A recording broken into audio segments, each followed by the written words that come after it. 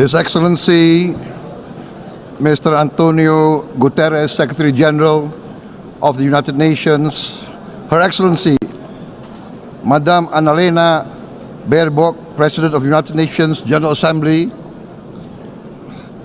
His Excellency Mr. Moses Abelian, Under-Secretary General for General Assembly and Management, Excellencies, Heads of States, Heads of Governments, distinguished delegates, ladies and gentlemen. It is indeed a great honor for me to stand in this august General Assembly Hall among leaders and representatives who represent almost all of humanity.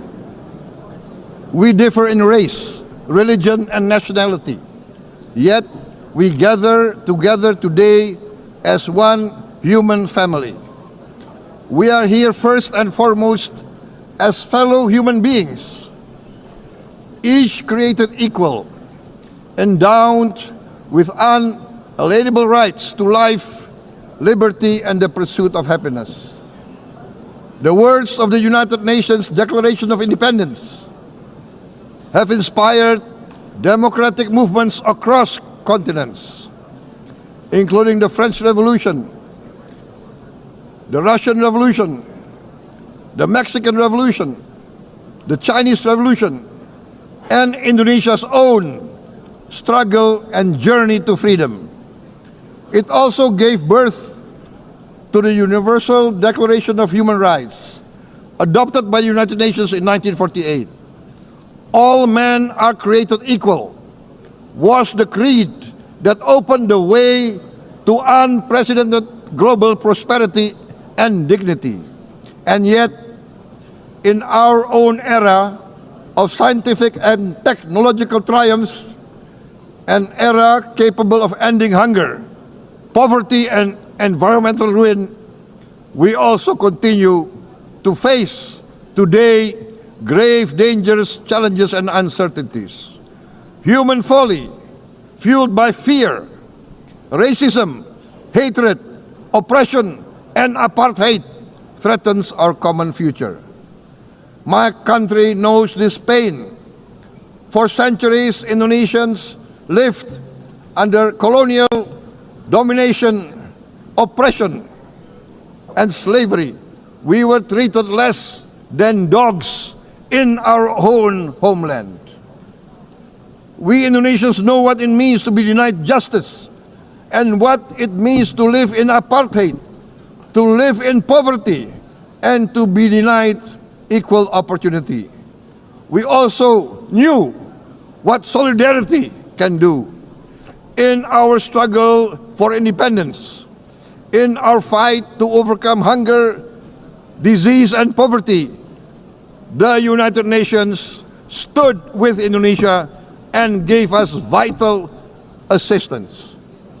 Decisions are made here based on human solidarity by the Security Council, and this assembly gave Indonesia independence, international legitimacy, opened doors, and supported our early development through the efforts of the United Nations Children Fund, the United Nations Food and Agriculture Organization, the FAO, the World Health Organization, and many, many other United Nations institutions. And because of that, Indonesia today stands on the cusp of shared prosperity and greater equality and dignity. Madam President, Excellencies, our world today is driven by conflict, injustice, and deepening uncertainty. Every day we witness suffering, genocide, and blatant disregard for international law and human decency. In the face of these challenges, we must not give up. As the United Nations Secretary General said, we cannot give up. We cannot surrender our hopes or our ideals. We must draw closer, not drift apart. Together we must strive to achieve our hopes, our dreams. The United Nations was born from the ashes of the Second World War that claimed scores of millions of lives. It was created to secure peace, security, justice, and freedom for all. We remain committed to internationalism, to multilateralism, and to every effort that strengthens this great institution. Today, Indonesia is nearer than ever before to meeting the sustainable development goals of ending extreme poverty and hunger. Because years ago, this very chamber chose to listen and uphold social and economic justice. We will never forget. And today, we must never be silent while Palestinians are denied that same justice and legitimacy in this very hall. Excellencies, Thucydides warned, the strong do what they can, the weak suffer what they must. We must reject this doctrine. The United Nations exist to reject this doctrine. We must stand for all, the strong and the weak. Might cannot be right. Right must be right. Indonesia today is one of the largest contributors to United Peacekeeping Forces. We believe in the United Nations. We will continue to serve where peace needs guardians, not with just words, but with boots on the ground. If and when the United Nations Security Council and this great assembly decide Indonesia is prepared to deploy 20,000 or even more of our sons and daughters to help secure peace in Gaza or elsewhere, in Ukraine, in Sudan, in Libya, everywhere when the peace needs to be enforced, peace needs to be guarded, we are ready. We will take our share of the burden, not only with our sons and daughters, we are also willing to contribute financially to support the great mission to achieve peace by the United Nations. Madam President, Excellencies, I propose to this Assembly a message of hope and optimism, grounded in action and execution. Today, we heard the speech of Madam President, the President of the United Nations General Assembly. Yes, it is true what she said. Without the International Civil Aviation Organization, will we be here today? Will we sit in this great hall? Without the United Nations, we cannot be safe. No country can feel secure. We need the United Nations, and Indonesia will continue to support the United Nations. Even though we still struggle, but we know the world needs a strong United Nations. The world's population is growing. Our planet is under strain. Food, energy, and water insecurity haunt many nations. We choose to answer these challenges directly at home and to help abroad wherever we can. This year, Indonesia recorded the highest rice production and grain reserves in our history. We are now self-sufficient in rice And we are starting now to export rice to other nations in need, including providing rice for Palestine. We are building resilient food supply chains, strengthening farmer productivity, investing in climate-smart agriculture to ensure food security for our children and for the children of the world. We are confident in a few years' time, Indonesia will be the granary of the world.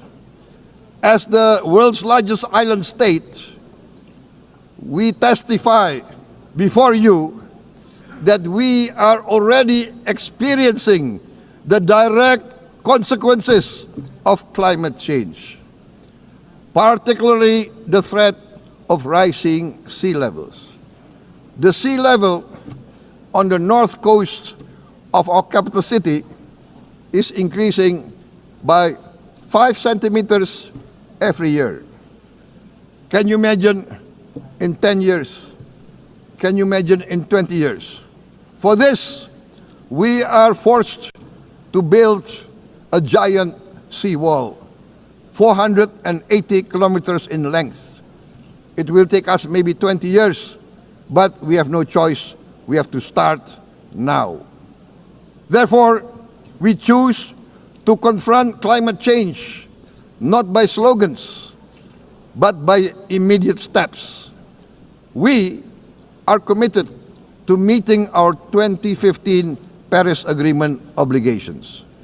We aim to achieve net zero emission by 2060, and we are very confident we can achieve net zero emission much earlier. We aim to reforest more than 12 million hectares of degraded forest, to reduce forest degradation, to empower local communities with quality green jobs for the future. Indonesia is shifting decisively from fossil fuel-based development towards renewable-based development. From next year, most of our additional power generation capacity will come from renewables. Our goal is clear: to lift all of our citizens out of poverty and make Indonesia a hub for solutions to food, energy, and water security. Madam President, Excellencies, we live in a time when hatred and violence can seem to be the loudest voices. But beneath this loud noise lies a quieter truth, that every person longs to be safe, to be respected, to be loved, and to leave a better world to their children. Our children are watching. They are learning leadership not from textbook, but from our choices. Today, still, a catastrophic situation in Gaza is unfolding before our eyes. At this very moment, the innocent are crying for help, are crying to be saved. Who will save them? Who will save the innocent? Who will save the old and women?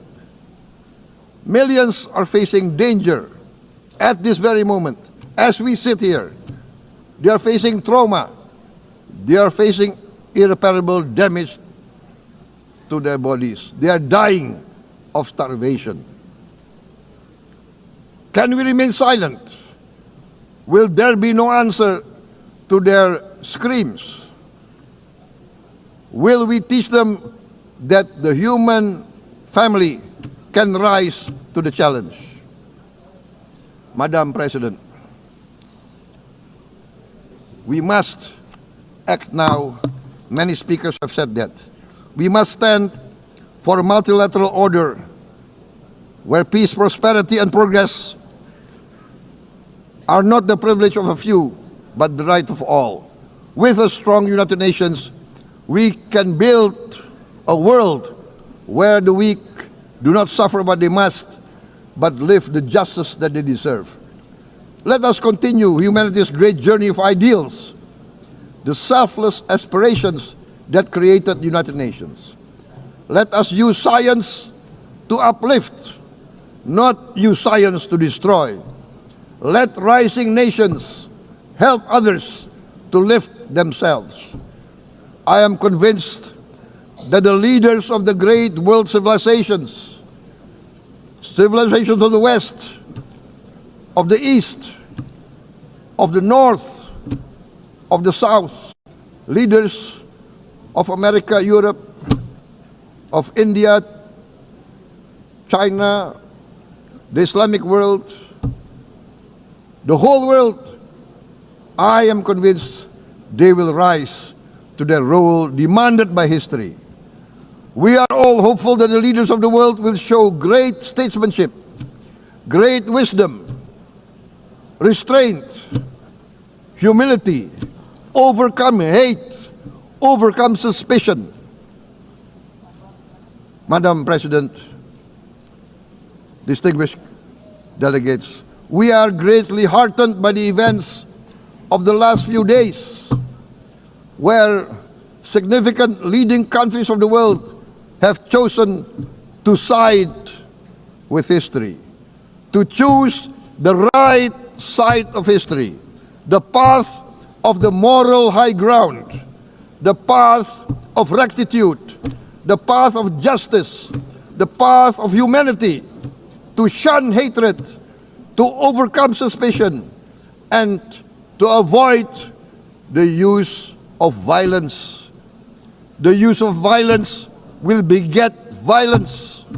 No one country can bully the whole community of the human family.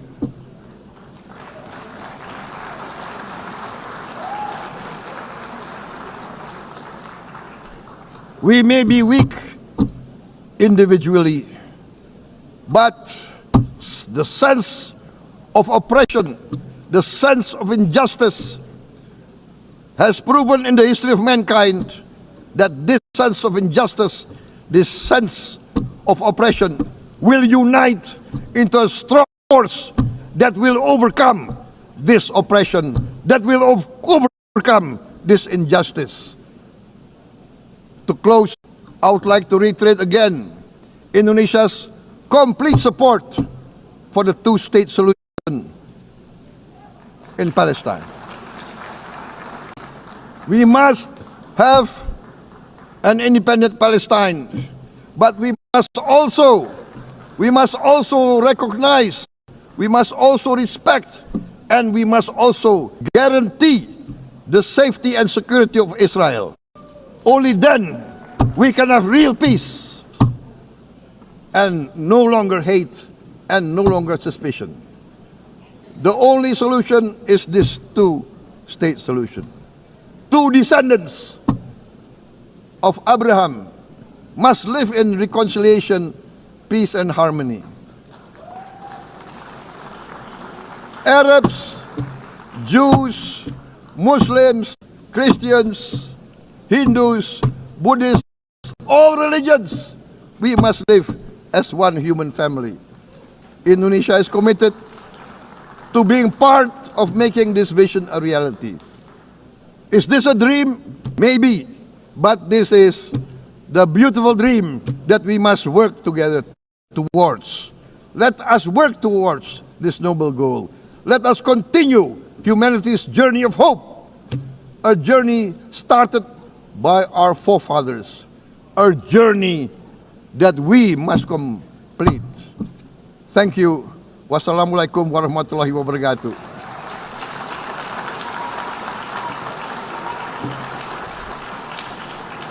Shalom. Om Santi, Santi, Santi Om. Namo Buddhaya. Thank you very much. May God bless us all. May peace be upon us. Thank you very much. Thank you. On behalf of the Assembly, I wish to thank the President of the Republic of